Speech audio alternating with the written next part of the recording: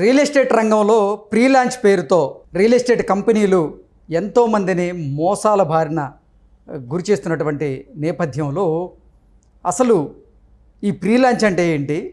ఈ pre launch అప్పుడు ఒకవేళ ఏదైనా భూమిని మనం కొనుగోలు చేసేందుకు ఈ రియల్ ఎస్టేట్ సంస్థలకి మనం గనక డబ్బు చెల్లిస్తే ఆ వెంచర్కి గనక ప్రభుత్వం పర్మిషన్ ఇవ్వకుండా ఆ వెంచర్ ఆగిపోతే ఈ రియల్ ఎస్టేట్ కంపెనీలు అసలు కస్టమర్స్కి వాళ్ళు ఇచ్చినటువంటి డబ్బును తిరిగి ఇస్తారా లేదా అనేది చాలామందికి ఈ రోజుల్లో ఒక సందేహంగా మారినటువంటి నేపథ్యంలో ఈ అంశం మీద మనం చర్చించేటువంటి ప్రయత్నం చేద్దాం. ప్రస్తుతం మనతో పాటు ఉన్నారు రియల్ ఎస్టేట్ రంగంలో 35 సంవత్సరాలకు పైగా సుదీర్ఘమైనటువంటి అనుభవం కలిగినటువంటి రియల్ ఎస్టేట్ రంగ నిపుణులు నంది రామేశ్వరరావు గారు మనతో ఉన్నారు. సార్తో మాట్లాడదాం.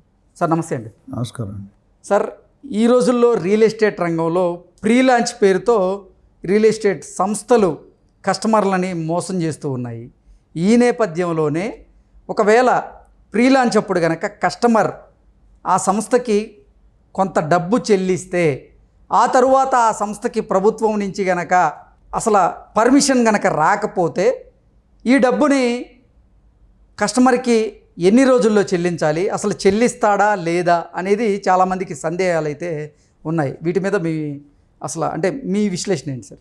బాగా రీసెర్చ్ చేసుకున్నట్టు నైట్ అంతా క్వశ్చన్లు అన్నీ మంచి మంచి ఇవన్నీ డబ్బులు తీసుకొని చెప్పే క్వశ్చన్లు సార్. ఇప్పుడు ఇది ఏంటంటే ఇది చాలా తీవ్రమైన సంక్షోభం అండి. ఈ ప్రాబ్లం చాలామంది బయర్స్ ఇన్వెస్టర్స్ ఇరుక్కుంటున్నారు.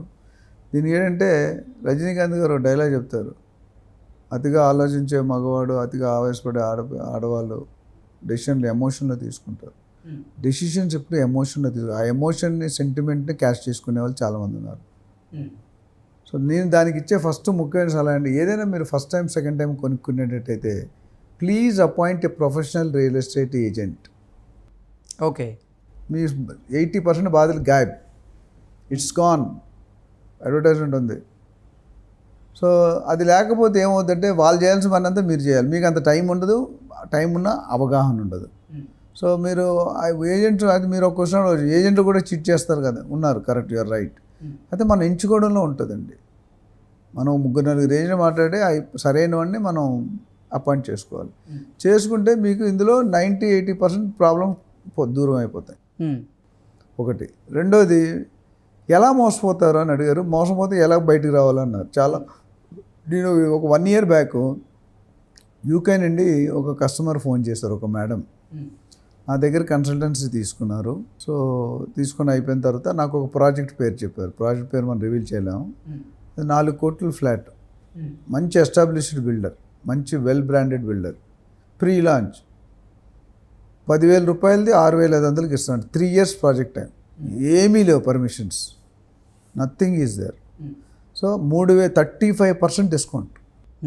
సో ఎవరికైనా ఆశ అనేది ఉంటుంది కదా. నేను చెప్తాను, రియల్ ఎస్టేట్లో భూమాత అంత పేషెన్స్ ఉండాలి, ఆకాశం అంత ఆశ ఉండాలి.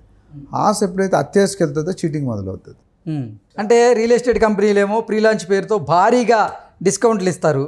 సో ఇదే అదునుగా చూసుకొని కొంతమంది కస్టమర్స్ అయ్యో ఇంత తక్కువ రేటుకు మళ్ళీ మనకి రాదేమో, మనకి బడ్జెట్ ఫ్రెండ్లీగా ఉంది అనే ఉద్దేశంతో ఆ ప్రీ లాంచ్లో వారు ఆ రియల్ ఎస్టేట్ సంస్థలకి డబ్బులు కట్టి కొంతమంది మోసపోతూ ఉంటారు. కొంతమంది మోసపోకపోయినా కానీ ఈ ప్రీ లాంచ్ తర్వాత కనుక రియల్ ఎస్టేట్ సంస్థలకి ప్రభుత్వం నుంచి కనుక క్లియరెన్స్ రాకపోతే ఆ వెంచర్కి అసలు డబ్బులు తిరిగిస్తారా వీళ్ళు?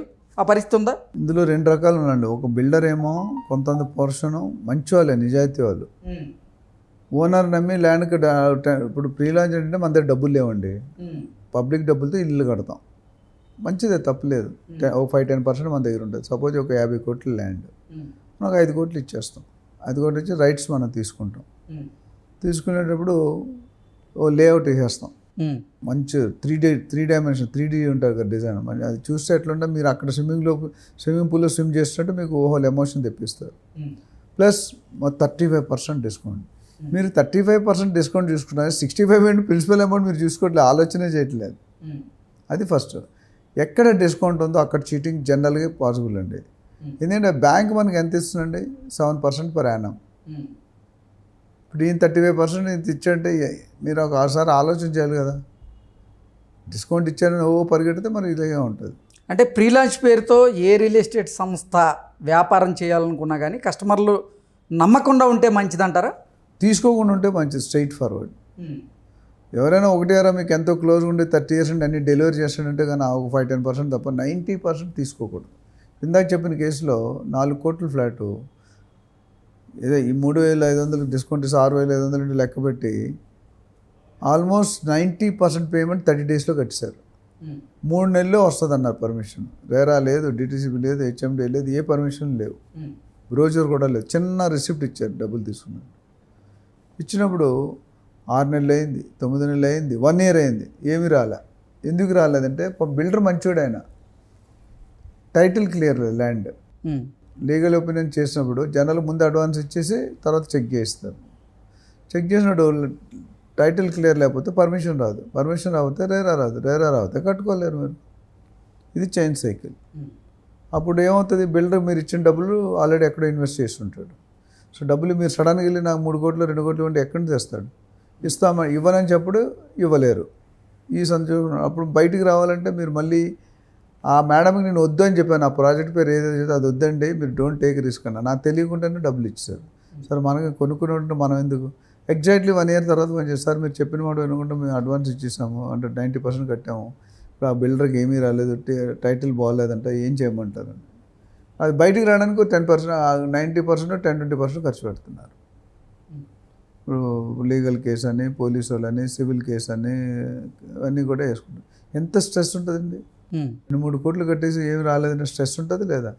అక్కడ అమెరికా వెళ్ళి, జర్మనీ, ఇవన్నీ డెన్మార్క్ వెళ్ళి డే అండ్ నైట్ కష్టపడతారు వాళ్ళు, మళ్ళాగా ఉండదు అక్కడ. సో ఆ కష్టపడిన దాని ఫలితం ఆ పెట్టిన దాన్ని ఇక్కడ పెడితే బుడ్డి పోసి పన్నీర్ అయిపోయింది. సో నా ప్రకారం అయితే ప్రీ లాంచ్ 99.9% అవాయిడ్ చేస్తే మంచిది.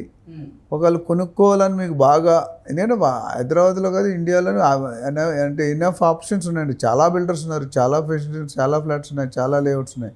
అది ఒకటే ఎందుకు రిస్క్? మీరు అట్లీస్ట్ పర్మిషన్ వచ్చి కొనుక్కుంటే కొద్దిగా భరోసా ఉంటుంది. ఒకవేళ ప్రీ లాంచ్ పెట్టారనుకోండి ఏదైనా రియల్ ఎస్టేట్ సంస్థలు, నిజంగా బడ్జెట్ ఫ్రెండ్లీలో ఉన్నాయని కస్టమర్లు కనుక అడ్వాన్స్ పే చేస్తే ఆ అడ్వాన్స్ తిరిగి వస్తాయా రావా? అది మీ ఫేట్, మీ రావచ్చు రాకపోవచ్చు. బిల్డర్ మంచోడైతే కొద్ది టైం తీసుకొని ఇచ్చేస్తాడు. బిల్డర్ మంచోడైన డబ్బులు ధనం ఇదం మూలం. అంటే లీగల్గా వాళ్ళ మీద యాక్షన్ తీసుకోవడానికి ఉంటుందా? ఏముంటుంది మీ దగ్గర, ఏముంది ప్రూఫ్? ఏమీ లేదు కదా. ఒక రిసిప్ట్ ఉంది, ఆ రిసిప్ట్ ఎందుకు పనికిరాదు మీకు? అదే రేరా ఉండి, డిటీసీపీ ఉండి, ఒక సేల్ అగ్రిమెంట్ ఉంటే ఇవన్నీ ఉంటాయి. ఇవన్నీ లేకుండా మీరు ఏమని ప్రూఫ్ చూపిస్తారు? చూపించడానికి లేదు కదా. సో వస్తుంది మనకు, దానికి భేద దండాలు అంటారు, అవన్నీ ఉపయోగించాలి. కొంతమంది ఒకసారి ఒక రిక్వెస్ట్ ఇస్తారు, కొంతమంది 10 రిక్వెస్ట్ ఇస్తాం ఇవ్వరు అని చెప్పరు, ఇవ్వరు. ఓకే, అంటే డిస్కౌంట్ వస్తుందని కక్కుర్తి పడితే మాత్రం ఆ కేసు మీద కోర్టుల చుట్టూ తిరగ తప్పదంటారు కస్టమర్లకి. లలిత జ్యువెలర్స్ కిరణ్ కుమార్ ఏమంటే డబ్బులు ఊరికే రావు, డైలాగ్ ఎవరికి ఊరికే రావు. సో ఎవరికి ఊరికి వస్తుంది ఎందుకు వెళ్తాడు, తీసుకుంటాడు. So better not to go with pre launch options until unless you have 100% surety that the builder is nice and you will deliver. కావాలని కొంతమంది మోసం చేస్తే, కొంతమంది తెలియక వాళ్ళే ఇరుక్కొని మోసపోతారు. ఆయన మోసపోయినప్పుడు ఆయన కవర్ చేయడం వేరే వాడిని మోసం చేస్తారు. ఇది చైన్ సర్కిల్, చైన్ స్మోకర్ అంటారు కదా.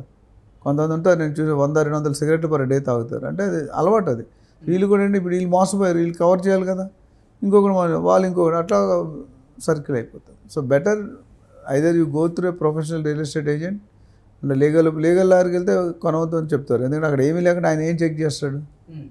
సో ఇవన్నీ కూడా ఉంటాయి. కాబట్టి ఇలాంటి డెసిషన్ తీసుకుంటే మీరు ఎవరైనా ప్రొఫెషనల్ రియల్ ఎస్టేట్ రియల్టర్ కానీ ఏజెంట్ కానీ కనుక అప్రోచ్ అయితే they will try to help you.